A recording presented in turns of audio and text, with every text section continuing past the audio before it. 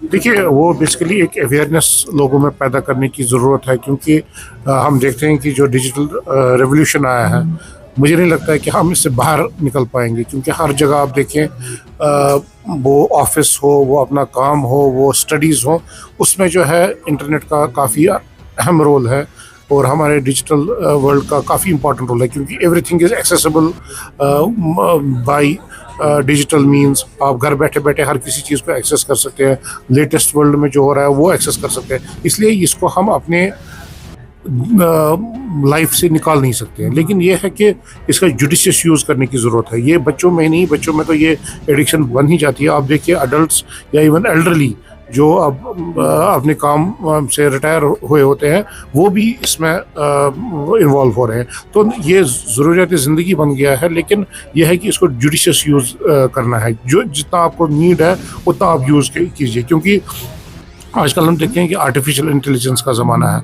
आप कोई भी नेट पे आप सर्च कीजिए कोई भी चीज़, आप अगर उसको फिर कोई भी वेबसाइट खोलेंगे, आप वो आपके दिमाग को पहचान लेता है और आपको इनक्लाइन करता है, आपको वही चीज़ दिखाता है जो आप देखना चाहते हैं, और उसी में आपको डीप ले चलता है, जिसकी वजह से हम पूरी तरीके से इसमें इन्वॉल्व हो जाते हैं और एक तरीके का एडिक्शन हो जाता है। लेकिन हमें कोशिश यही रखनी चाहिए कि जितना जुडिशियस हमें ज़रूरत है ज़िंदगी के लिए नेट चाहिए, उतना यूज़ आप करें।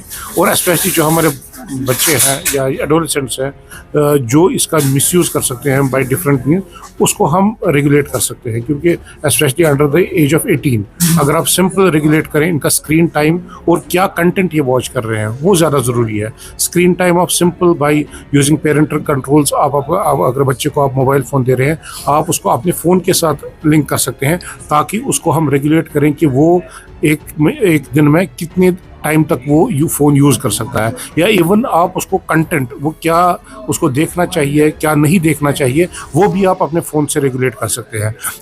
इसी को लोगों में अवेयरनेस करने की ज़रूरत है कि ऐसी चीज़ें भी इंटरनेट में अवेलेबल है।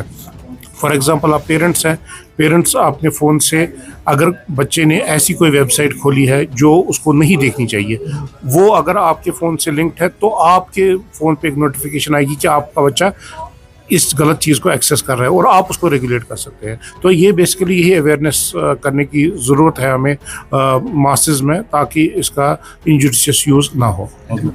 देखिए, ये गौशा शिफाखाना जो यहाँ पे चालू हुआ है, ये लोगों की सर्विस के लिए इन्होंने बहुत मुनासिब दामों पे यहाँ पे टेस्ट डायग्नोस्टिक सेंटर अवेलेबल रखा है, जो as compare to market rates बहुत कम रेट्स पे, no profit no loss basis पे यहाँ पे काम कर रहे हैं। और मेडिसिन का भी मेरे ख्याल में है वो रीजनेबल रेट्स पे, यहाँ पे डिस्काउंटेड रेट्स पे अवेलेबल है।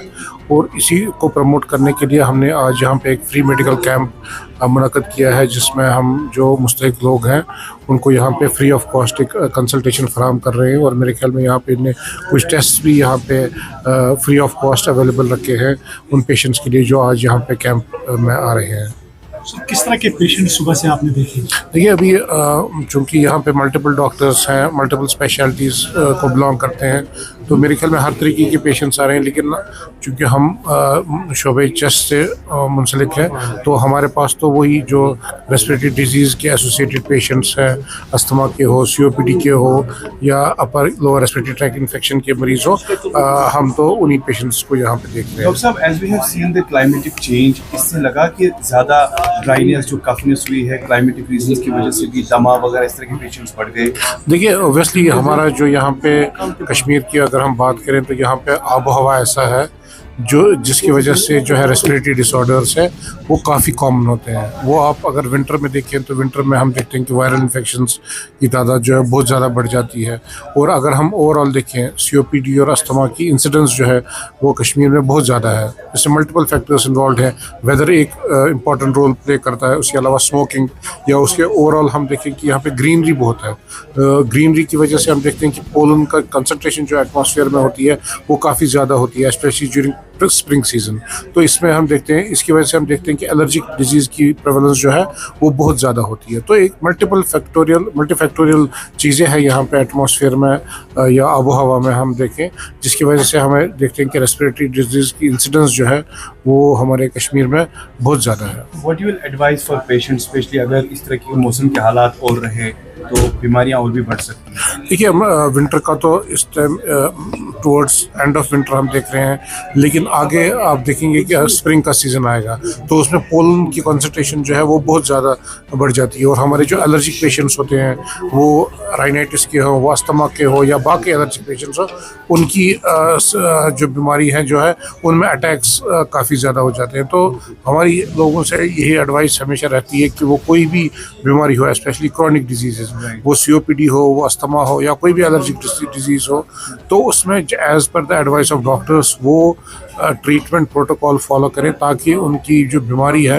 वो कंट्रोल में रहे और जो अटैक्स होने का अंदेशा रहता है वो विंटर में हो या स्प्रिंग सीजन में हो, उसको हम मिनिमाइज़ करते हैं। क्योंकि अक्सर हम देखते हैं कि ऐसे पेशेंट्स उसी टाइम ट्रीटमेंट लेते हैं जब उनको प्रॉब्लम होती है, जब उनके सिम्टम्स आते हैं। लेकिन चूंकि ये बीमारियां अस्थमा या COPD एक कंटिन्यूसली बीमारी में मुबतला होते हैं पेशेंट्स, और जैसे शुगर का पेशेंट, ब्लड प्रेशर का पेशेंट होता है जिसको कंटिन्यूसली दवाई लेनी पड़ती है, तो ऐसे ही पेशेंट्स जो है वो ये अस्थमा के या COPD के पेशेंट्स होते हैं जिनको ट्रीटमेंट कंटिन्यूस बेसिस पे लेना पड़ता है ताकि उनकी बीमारी जो है वो कंट्रोल में रहे।